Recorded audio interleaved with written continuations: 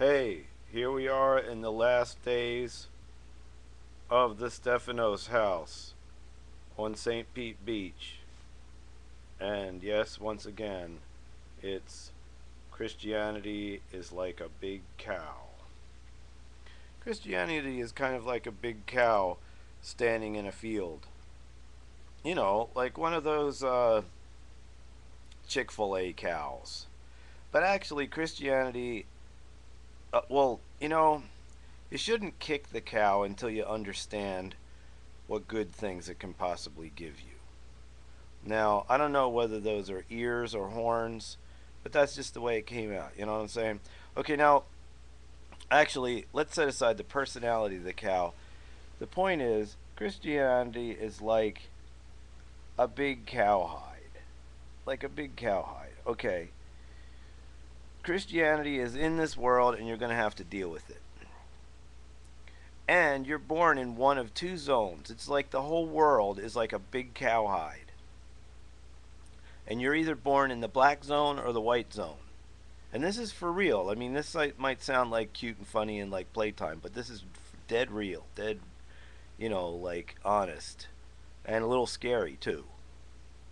So, if you're born in the black zone of the big Christianity cow, essentially that means that you're born in a zone where talking about this Messiah character awaited by the Sibylline prophetesses and the predictions of the true white brother and the Native Americans and many other visions and visitations, but especially and truly exclusively, not exclusively, primarily and largely in the lives of the Israelites, the tribe of Judah people.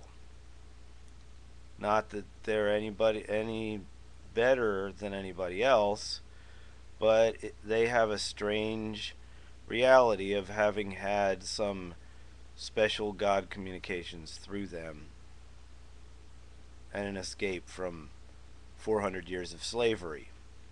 Now, you might argue that that's a myth, and you can do research on that, and that's up to you. But right now, we're dealing with the mess of Christianity because that's the era that we're in at the moment.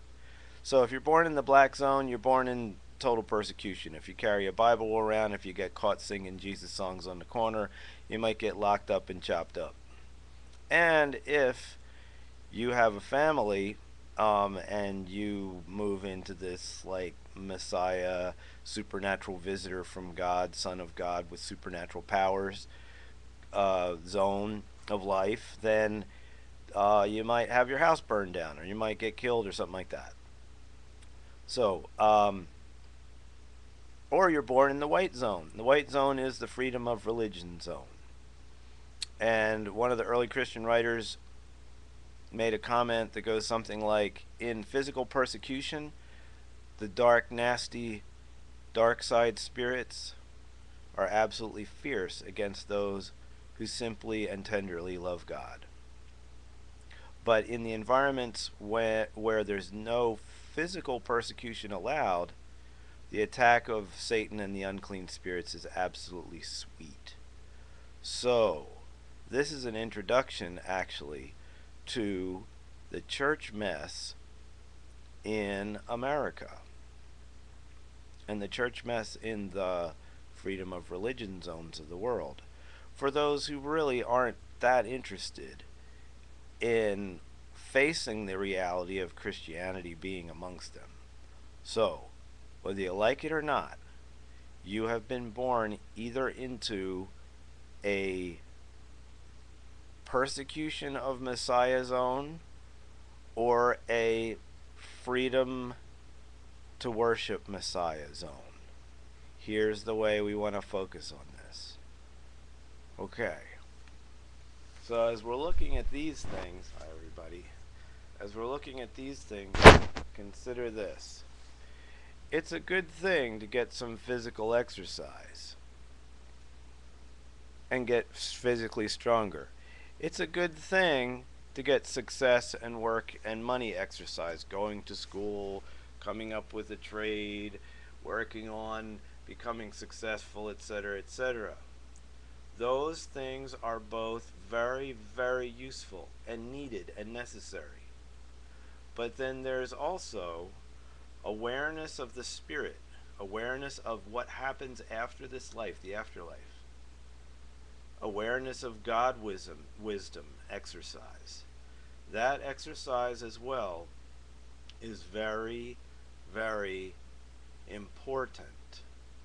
There is there's a writing in the section of the Bible. Okay, Bible, 3 parts: predictions and preparations for Messiah, life and teachings of, well, okay, call it the supernatural visitor, because that's what Messiah means. Messiah means a fully supernatural God person showing up in the human environment. And that might sound totally wacky and stuff like that, but that's what you got to face. The word Mashiach means anointed, and it implies the supremely anointed one that has been awaited from the beginning of the actual human race family.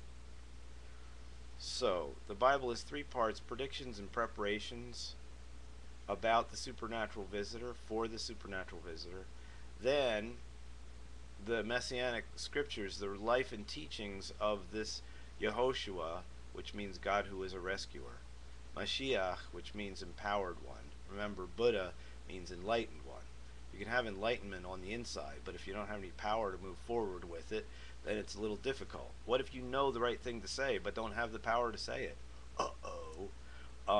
So Mashiach means empowered one, or anointed one, or poured on with supernatural powers. So the 3 parts are predictions and preparations for the supernatural visitor or Messiah. The second part is the life and teachings of that supernatural visitor Messiah. And that supernatural visitor Messiah showed the ability to transfer supernatural powers to other human beings. Let's focus on that.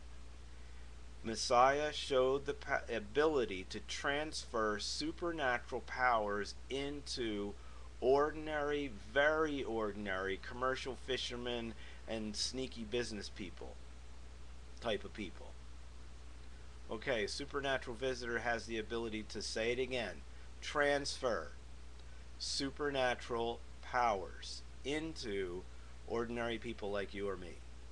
The third part of the Bible is the life of the first peoples who had those supernatural powers transferred into them after the supernatural visitor went back into the spirit realm in a physical, touchable resurrection form, which it seems like we will be experiencing in the next realm when everything else has been burned up, evaporated, and reformed.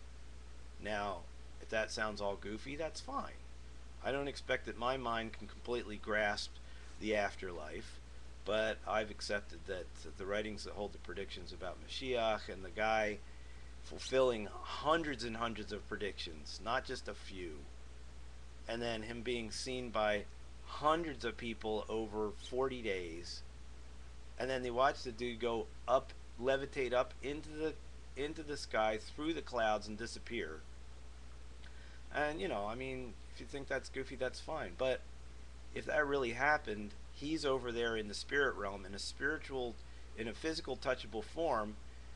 And so I suggest you try talking to him on the sly and see if he's really real, because you can speak silently and you can communicate silently with him.